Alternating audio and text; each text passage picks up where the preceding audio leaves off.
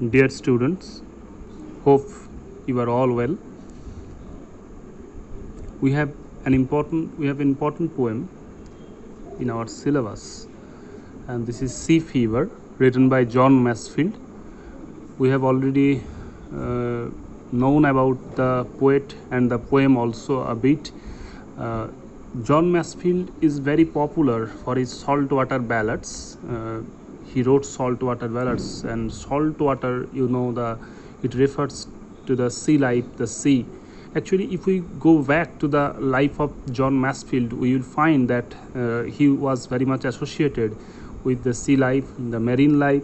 He actually began his life in a marine school and neglecting the traditional study. So if we have to go back, if we go back to the life of John Masefield, we will find his fascination, his attachment to the sea. So the name Sea Fever also reminded us the fascination, the attachment, the association of human beings with nature.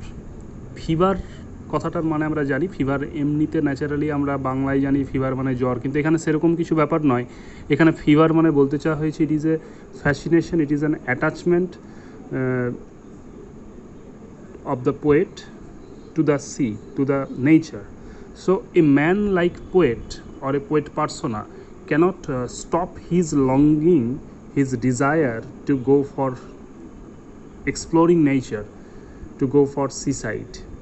So the term sea fever suggests the passionate attachment of the poet persona with the sea. যাই হোক, আমরা কবিতায় চলে যাচ্ছি। কবিতায় গেলে আমরা বুঝতে পারবো the poem begins with a very popular line, I must go down to the seas again, to the lonely sea and the sky.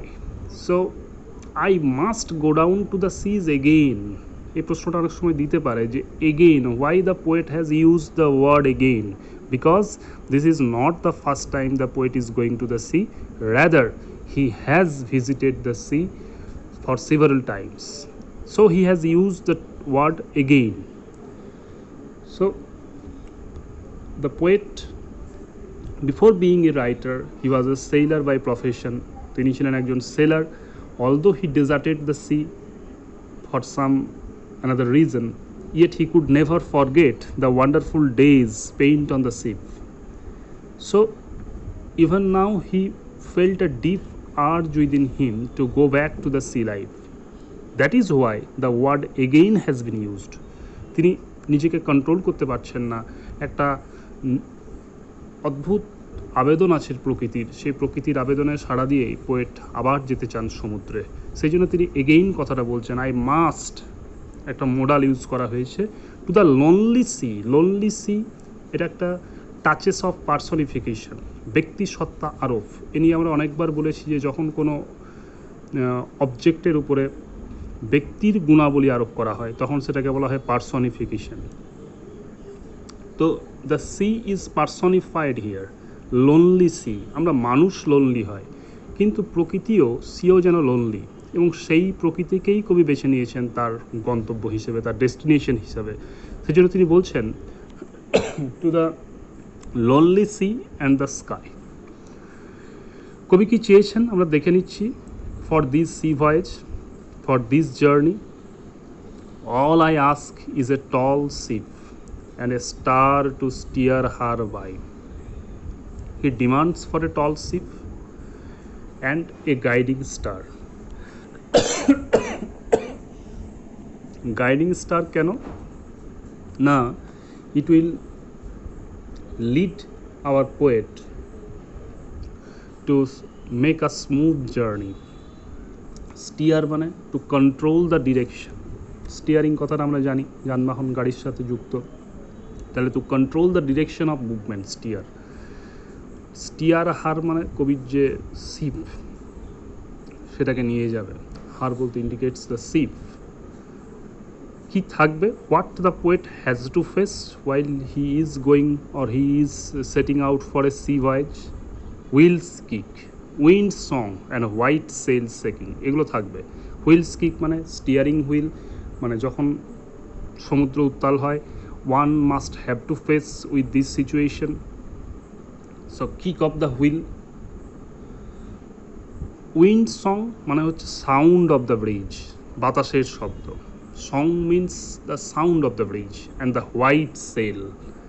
White sail, আমি তোমাদের হোয়াইট সেলের ছবি একটি দেখাবো, দেখতে পাবে যে হোয়াইট সেল কি করে না। হোয়াইট সেলের কাজ হচ্ছে কি না, হোয়াইট সেল হচ্ছে একটা, এমনিতে সেল বলতে বোঝাচ্ছে piece of material extended on a mast, মাস্তুলের উপর থেকে মানে জায়গা থেকে বিস্তৃত লম্বা একটা ঠিক বস্তু বা একটি জিনিস, যেটা কী করে বাতাসকে ধরে রাখে এবং জাহাজ বা নৌকোকে যেতে সাহায্য করে, এগিয়ে যেতে সাহায্য করে। It helps a sea for a boat to move forward.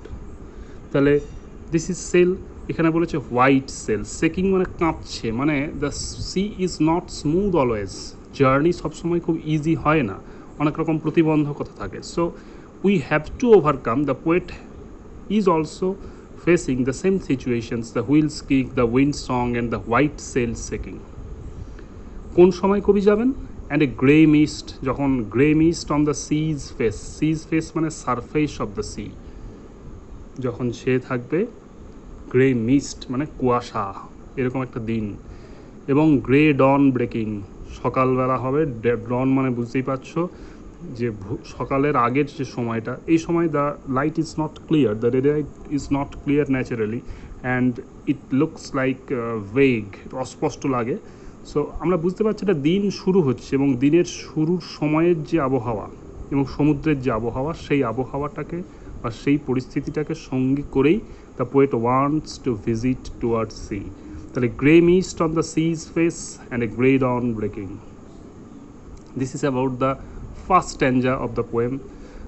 Poet's irresistible desire to go to the sea, what he demands with his journey, and what are the situations he has to face. এই সমস্ত জিনিস নিয়েই the first stanza বর্ণনা রয়েছে। We will also introduce the second stanza next time.